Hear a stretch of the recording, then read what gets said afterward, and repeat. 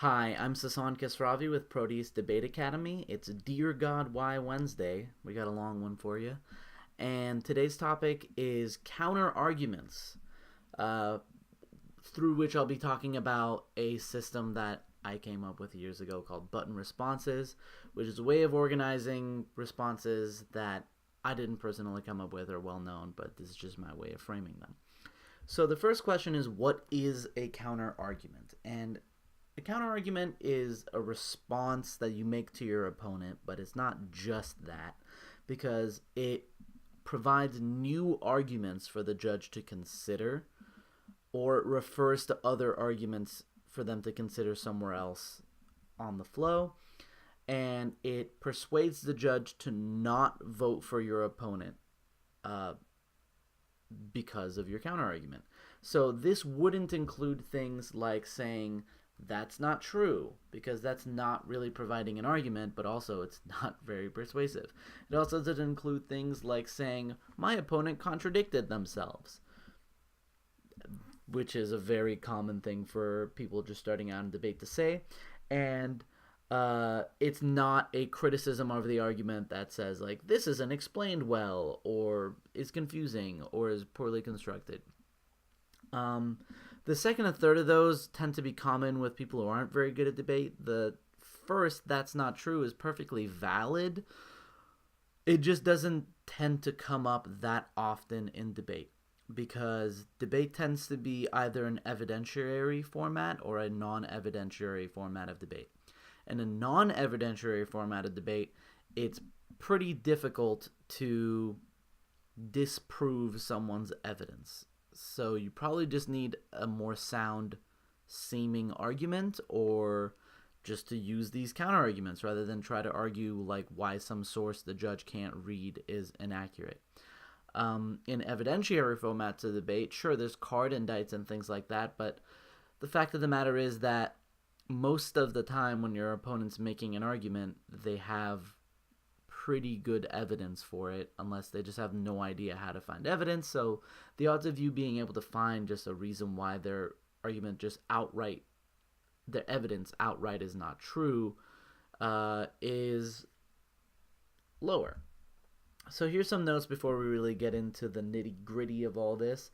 There's a lot of ways to frame counter arguments. There's different things to call it. There's different ways of looking at it. These are my suggestions, and I think most people who know a lot about debate would defend this, but I'd love to hear the opinion of those who might not disagree with it.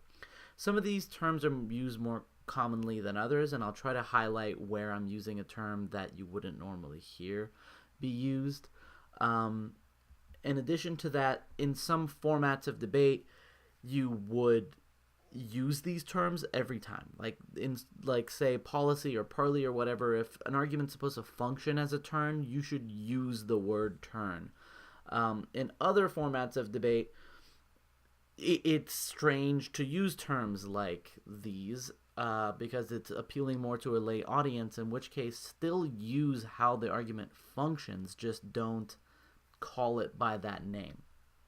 So let's get into the button system. With button as an acronym, which stands for 6 generic counter arguments.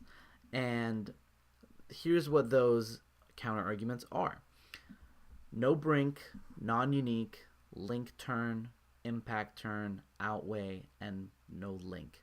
And looking at that, you'll think that's not really how an acronym works, and you're right, but it's hard to make an acronym out of 6 generic types of counter arguments, though you are welcome to try it. And it's also why some of these we use like wonkier names than really just the first one. But anyway, we're not going to go through these in the order I have them listed here. We're going to go through them in an order that it makes the most sense to talk about them in, which puts the first one being outweigh. So all an outweigh argument is you're saying don't vote for my argument. Don't vote for my opponent based on this argument, because this other argument I have is more important, has better impacts. And it's the simplest form of counter argument because it's just a comparison between something that they've said and something that you have hopefully at this point already said. You don't want to use the outweigh argument if you haven't made your argument yet. You want to start off case, start with whatever, you start with your arguments and then come to this, so that by the time you're making the outweigh argument, the analytics that you're using to outweigh have already been laid out.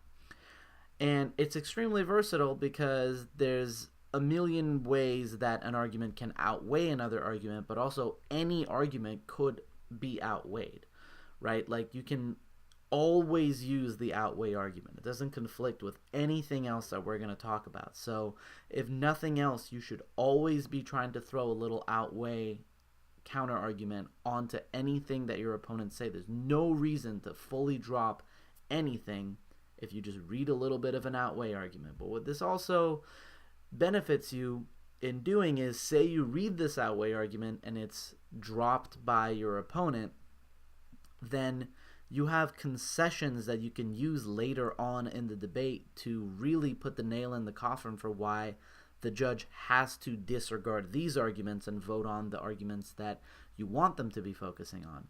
But even if they're not fully dropped, it sort of gets you a head start in talking about that late round impact framing.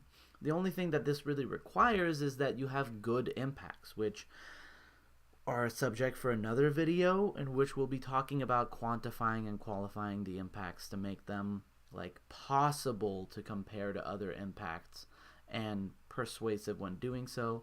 We'll also be talking about impact calculus in much greater depth than what I think the average, even pretty high level public forum debaters tend to get into. But that's the outweigh argument. Let's move on to something a little bit more, for lack of a better term, technical. So here is a sound advantage. It's not an advantage about sound. Hopefully when you're watching this, you've already seen the Medium Form Monday video on the advantage structure. If not, you could use that as a refresher. But suffice it to say that this is going to talk about an advocacy, a contention, an advantage, which is talking about the result of a plan or some sort of action, right? And here's a diagram for how I want you to visualize what those arguments look like. So we're going to start with a line. And this line really just serves right now to put a division between two things. On the left is what I'm calling the land of the uniqueness. And so you should know at this point that uniqueness is a description of the status quo.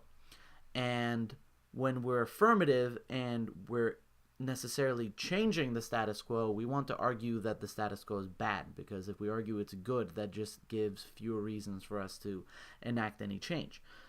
When you're negative, you want to most of the time say the status quo is good, but regardless, the land of the uniqueness is over here on the left, and it's our visualization of sort of the before the advocacy. On the right is the land of the impact, and that's our after, right?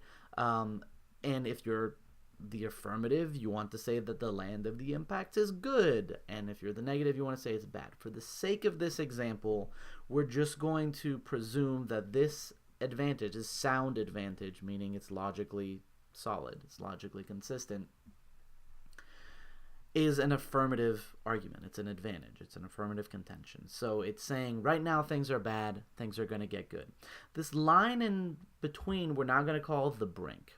So what this indicates is that in the geography that we're looking at, the closer you are to this brink, the easier it is to go from the land of the uniqueness to the land of the impacts. The less it takes to push you there. Conversely, the farther away you are from the brink, the more it would take to get you into this impact. And it's important that we talk about that. But now let's get into really what an advantage does. What an advantage does is it's about some sort of issue, some sort of topic. We're going to call that the target. And you take that target and you place it somewhere in the uniqueness. That's the first thing you're really doing in an advantage. You're saying, here is this issue and what it looks like in the status quo. And you place that some distance away from the brink. And we'll talk in a moment about why you don't want it too close to the brink or too far from it. But the idea is that you place this somewhere in there, and the next thing you talk about is the link, right? You explain what your advocacy, what your plan is doing, and how that's going to move this target. So your link comes in, and you explain what you're doing and how that pushes the target from where it was in the uniqueness, or where it is now, to where it will be in the land of the impacts. And then you just sort of finish off by talking about what this issue now looks like in this land of the impacts. This is all very abstract and vague, so let's use an example of an advantage to discuss this. So let's say this advantage is about getting out of debt. Now the land of the uniqueness is just debt, right? And where the impacts are going to take us is not being in debt. So this brink line is just basically having, I don't know, like zero like money in the bank, zero personal wealth. So the first thing you do is the target is now just your net worth, right? And you place it somewhere in the debt, somewhere in the uniqueness. So you explain, okay, right now we have $14,000 worth of debt. And say your plan is to do something that is going to make you $22,000. Your link is now, boom, we get $22,000, and this puts us at an $8,000 net worth, which gets us out of debt. Now notice that the link arrow has a specific value. A lower value there would push it less far to the right. Now we have $8,000 of buffer, but if it was much less than $22,000, we might not cover all the way into getting into the impacts and being out of debt, which is significant. But now let's talk about how we're going to start dismantling this. Now, if you did watch the advantage video, you might now be wondering, why is this elaborate diagram in the counter-argument video and not in the advantage video? There's two reasons for that. First is, it took a really long time for me to make this, and I just didn't feel like doing it for the advantage one. But the second and more genuine answer is that I don't think this diagram is necessary for understanding what advantages are and how they work. It's a useful visualization, but it's a useful visualization mostly for looking at how to dismantle this logic and pick it apart. So let's start talking about that. The first button response that we're going to start talking about in relation to this is the no link argument. And you can see the diagram little example up there of like what visually that would mean in the previous example. So this argues that the supposed action that causes the impacts never actually happens.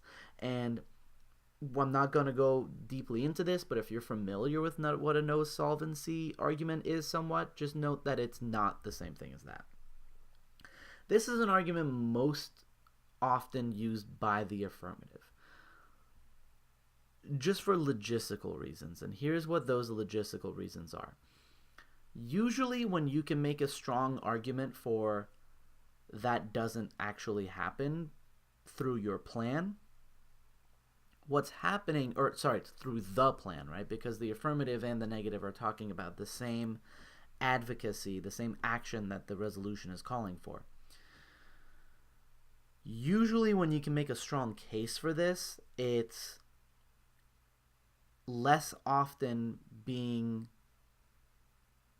used against the affirmative. The reason is because the affirmative in many formats of debate gets to parametricize what the plan is, how they do this thing the resolution is calling for. So they get a lot of leeway in making it such a way that they can get the advantages they want. In other words, it would take a pretty tremendous misstep for the affirmative to come up with a plan that doesn't lead to their advantages.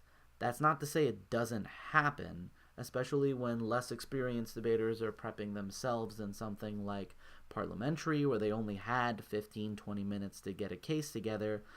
But Most often what happens is the negative has to just guess what the affirmative is going to do, and the affirmative has made themselves hard to guess, and as a result, something that the negative assumed the affirmative would do, that would create the link to their disadvantage, the pushing force that causes their disadvantage to happen, just isn't something the affirmative's plan does, so they can say, nope, no link, we don't actually do that. This will all become clear when we apply these. But the only thing I'll add to that is because of the no link counter argument and the fact that it tends to make generic disadvantages really hard, there have been a rise of other forms of generic links that disadvantages can use, like perception links, spotlights, spillover. Maybe a topic for another video, but just a neat note to add. The next one, no brink. So you can see here, the circle sort of got nudged to the left, and now that same force, that same amount of link pushing it to the right no longer pushes it past the brink scenario, so we stay in the land of the uniqueness. We don't go into the land of the impacts. So this is much more commonly called the uniqueness overwhelms the links, or the uniqueness overwhelming the links. I did learn this with the term brink being used, but the term brink is almost never really used nowadays as far as I can see.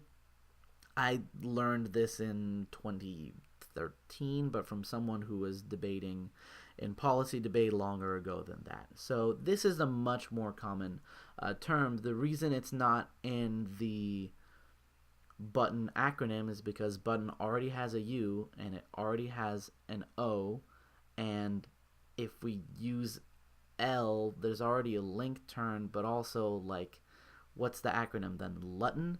Doesn't make any sense. So what no brink argues is that the uniqueness scenario is so bad that the link doesn't resolve it, and because of this you can actually use a lot of what your opponent has said in their uniqueness against them, because if they're trying to make something sound really bad as the affirmative, you can say, you're right, that does sound quite bad, in fact so bad that you can't fix it with this plan. In other words, using the diagram is too far to the left for that amount of link to push it over. Now this only works in all or nothing instances, and all or nothing is really just a term I used here. To be clearer, I would just use the term discrete, but then people watching this would think that I'm talking about like stealthy, and then I'd say like non-continuous. What I mean here is that it doesn't exist on a continuum, right? It's a thing that either happens or does not happen.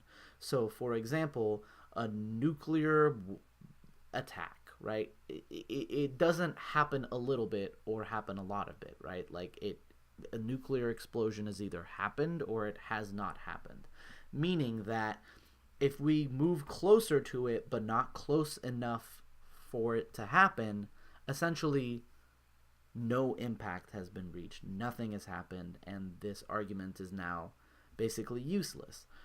There's other arguments that exist on a continuum. For example, arguments talking about poverty, right? Decreasing poverty a little bit still does something, because you don't need to abolish all poverty everywhere to gain net benefits.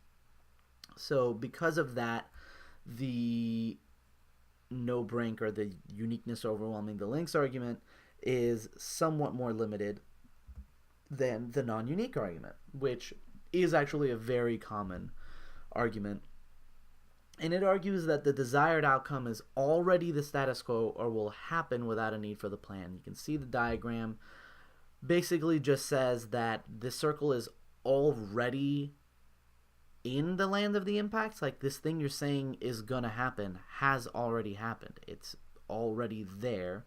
So you pushing it more into that land of the impacts, like, is a meaningless thing, or even that it can't be pushed anymore because it's happened. And it's also useful to think of the status quo as not being static. And what I mean by that is, just because the status quo is a description of the world right now doesn't mean that you're like hitting pause on time and like the natural course of things, right? We don't need a policy or a plan or an action to make December 25th of this year Christmas, right? Like, it's already set in such a trajectory that it will be Christmas without us needing to do anything else.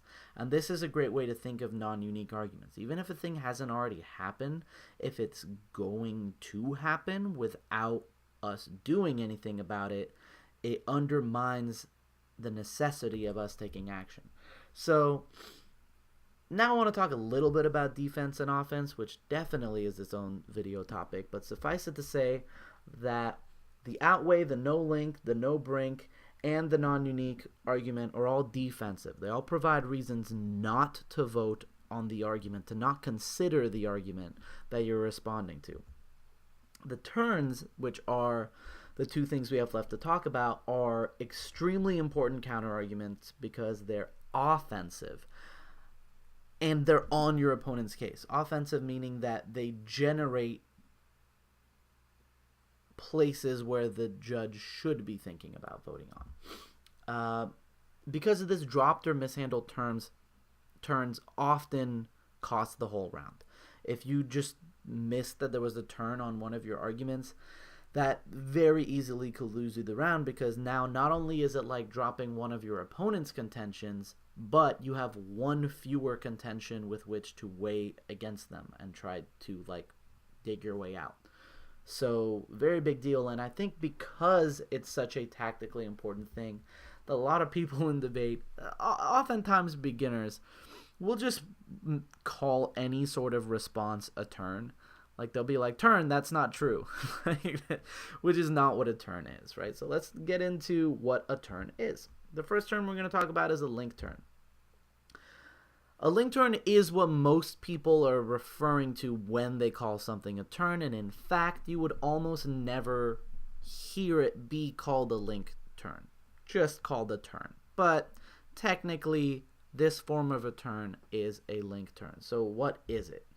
It argues that instead of the link causing the outcome your opponent is saying, it causes a different outcome. And usually that outcome is the opposite. For example, if they're saying this is going to increase safety, the turn would be a reason why this decreases safety. If this is going to increase revenue, the turn would be a reason why it decreases revenue. The reason you want it to be the opposite is because the whole point of you making the counter argument is to stop them from reaching their impact, right?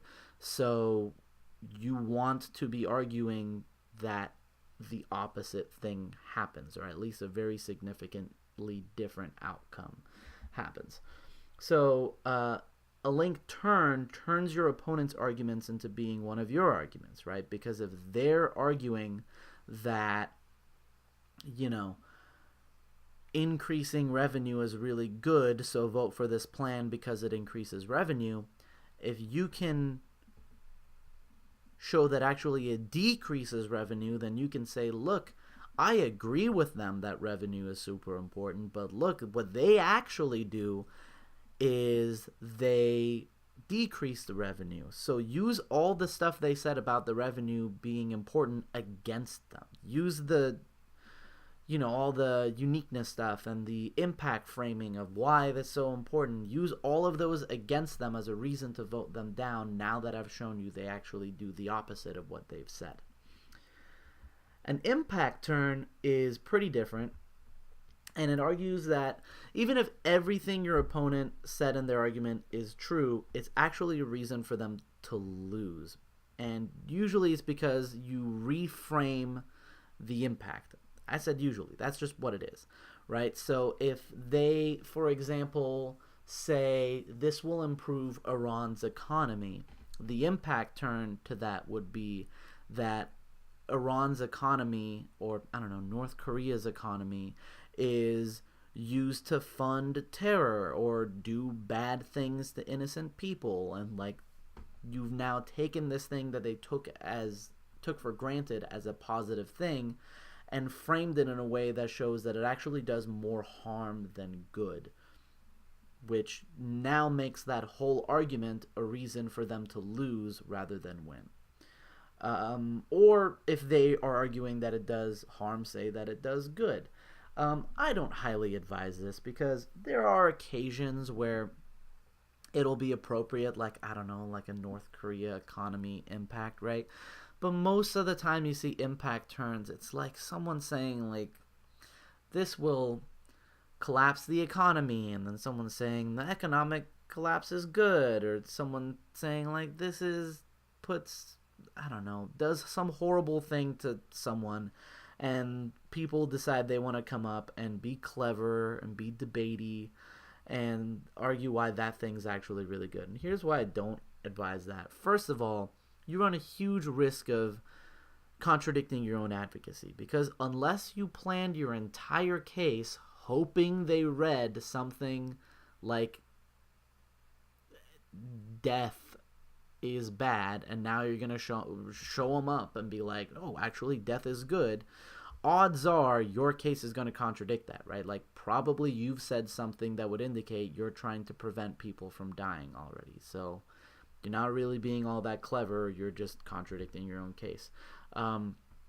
Additionally, it's very unlikely to genuinely persuade many people. The only time you're really going to win on it is if your opponent totally drops it, and then you have a judge that, like, enjoys impact turns like this, and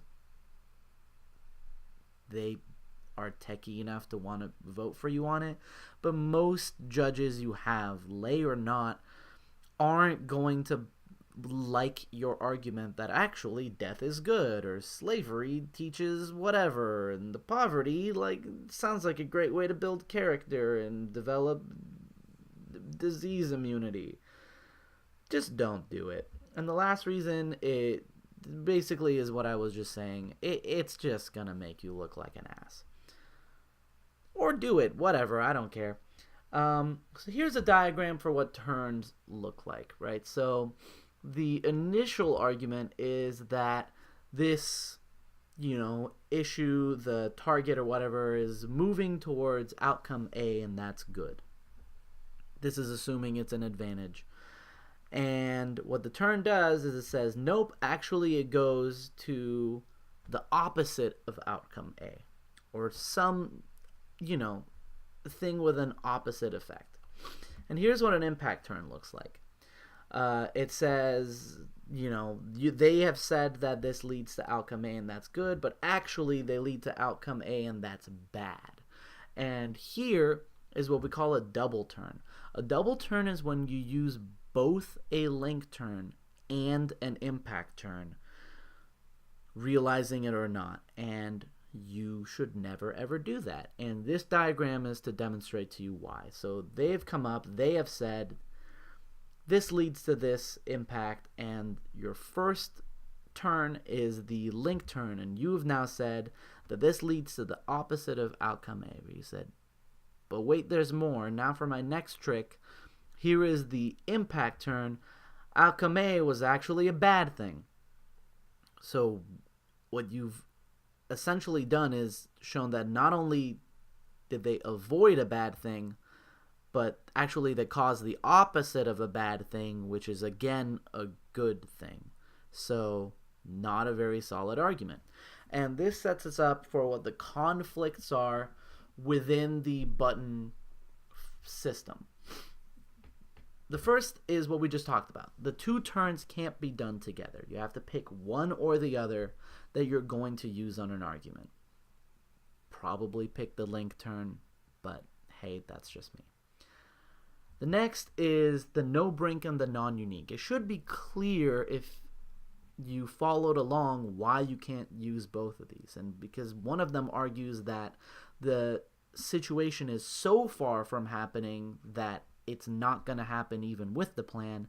And the other one is arguing that it's either already happened or that it's going to happen regardless of whether we do the plan. You can't really argue for both of those at the same time. But now let's talk about different ways of combining these, which is going to set us up for like why this is a really good system to like learn and keep in mind and practice. Because other than those contradictions, they can be combined in any way you want. So say we have a topic that Sasan should sell a kidney. I don't know, the left one. And we use that same advantage, right? The advantage is getting out of debt. Here's what using button responses to that might look like. Say, right off the bat, we have two outweigh arguments. One, this argument is going to be outweighed by the magnitude of the sepsis disadvantage. Sepsis is like an infection.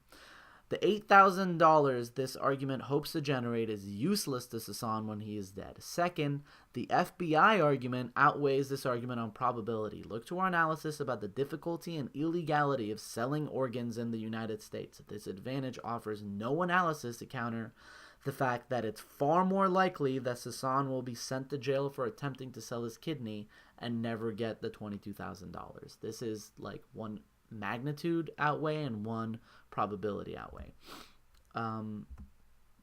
Next, oh wow, that popped out, is the non-unique.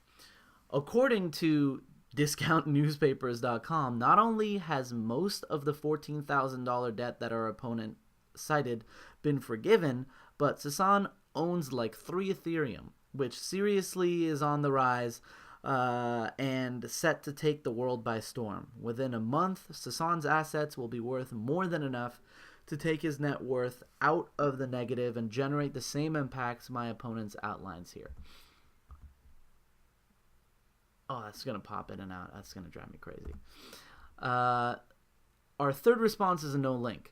Because even if you don't want to take our word for the future of cryptocurrency, our opponent's plan text says that Sasan will sign up for the organ donor list at the DMV. Despite what our opponents try to say, there's just no way that anyone in the Oregon black market will pick up that this is Sasan's sneaky way of indicating that his organs are on the market for sale.